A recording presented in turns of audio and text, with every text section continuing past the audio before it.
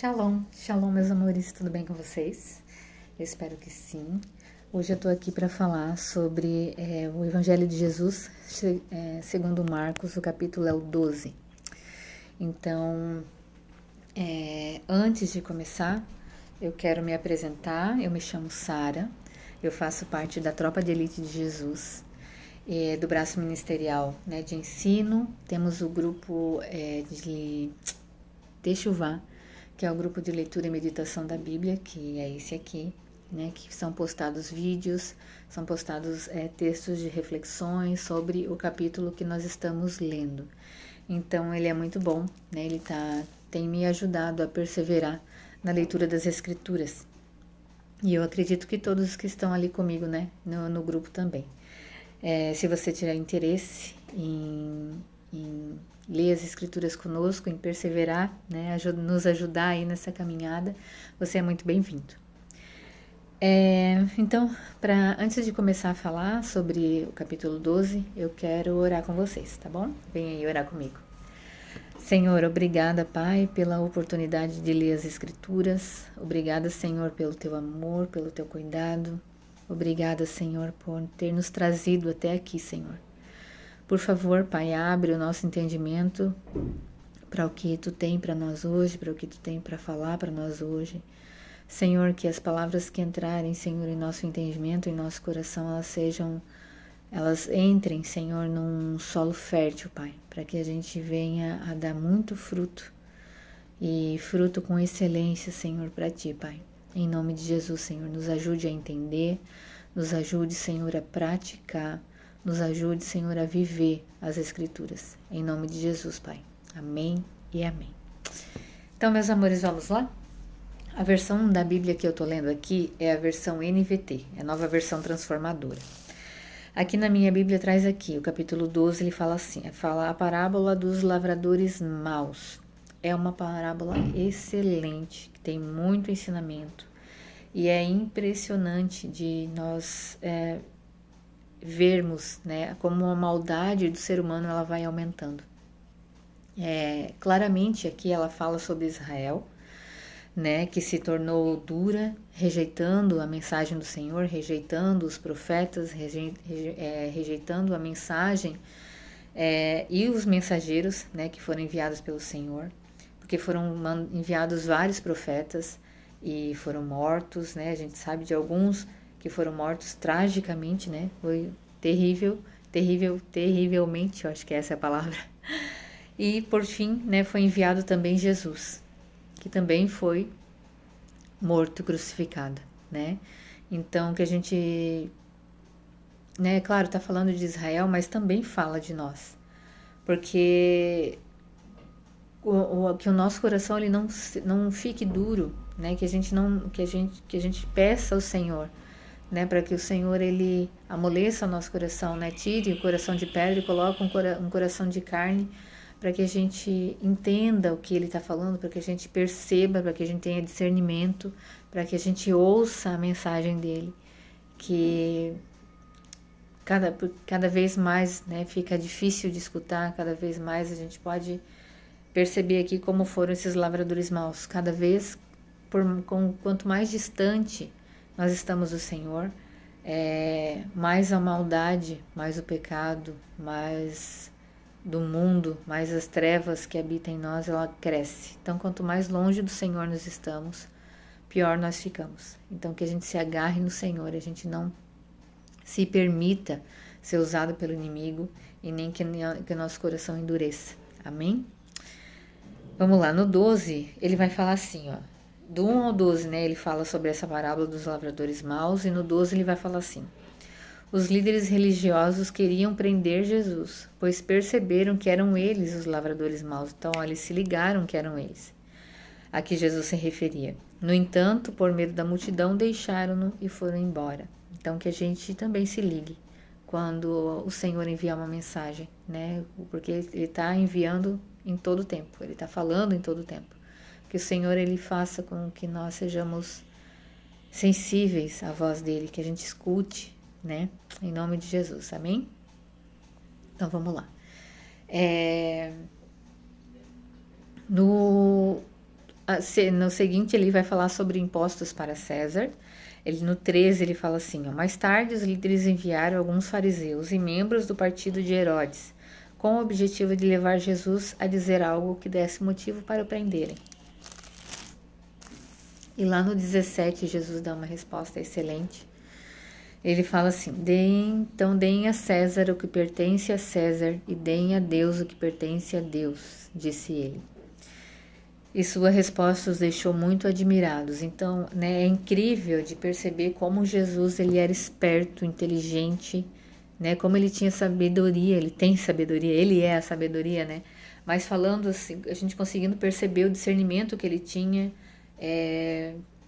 ele percebia o que as pessoas estavam tramando, o que as pessoas estavam querendo, na verdade, ele percebia o coração, a intenção e o coração das pessoas, né? Então, claro, né? A gente pode falar, mas Jesus era Deus, sim, mas nesse momento ele era completamente homem. Então, né? Como essa conexão com o Pai que ele tinha, esse conhecimento das Escrituras, como isso fez com que expandisse a mente dele, como abrisse o conhecimento dele, como expandisse a percepção que ele tinha do momento, das pessoas, né, daquilo que estava acontecendo no ambiente. Então, é incrível, né, de ver isso, de perceber Jesus dessa forma, e de saber que nós também podemos, né, ter essa mesma percepção, essa mesma sabedoria, porque hoje nós temos o Espírito Santo conosco e nós podemos nos aproximar do Senhor em todo o tempo, né? Então isso é muito legal, muito importante e interessante, né, de conhecer Jesus. Amém? Então vamos lá, no 26 ele vai falar assim, é lá sobre a discussão sobre a ressurreição dos mortos, ele vai falar sobre os saduceus, né? Os saduceus, eles não creem na ressurreição dos mortos, não creem também em anjos, no mundo espiritual, assim, eu acho que eles não creem. Não sei muito, não lembro muito bem, mas eu sei que ressurreição não creem, em anjos também não creem. Então, né, o Senhor dá uma resposta excelente para eles aqui. Lá no 26 ele vai falar assim, ó, 26 e 27. Agora, quanto a haver ressurreição dos mortos, vocês não leram a esse respeito nos escritos de Moisés, no relato sobre o arbusto em chamas. Deus disse a Moisés, eu sou o Deus de Abraão, o Deus de Isaque e o Deus de Jacó. Portanto, ele é o Deus dos vivos e não dos mortos. Vocês estão completamente enganados. Então, olha só que interessante. Ele se refere a Abraão, a Isaque e a Jacó, não no passado, porque eles estão mortos, mas ele se refere no presente, eu sou. Então ele foi lá quando eles estavam vivos e ele continua sendo, porque eles continuam vivos, não aqui, né, na terra, mas estão com o Senhor. Então que a gente, né, perceba, consiga entender que o tempo do Senhor não existe passado, presente e futuro. O Senhor, ele vê todas as coisas, né, de uma vez só. Eu não vou saber explicar, não é de uma vez só, mas é uma coisa muito louca, né? Pra gente entender, mas o tempo do Senhor, ele é um tempo diferente do nosso, que nós, né, temos passado, presente e futuro. O Senhor, ele está lá no passado, o Senhor, ele está aqui, mas ele também está lá na eternidade.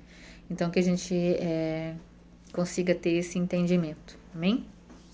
Então, vamos lá.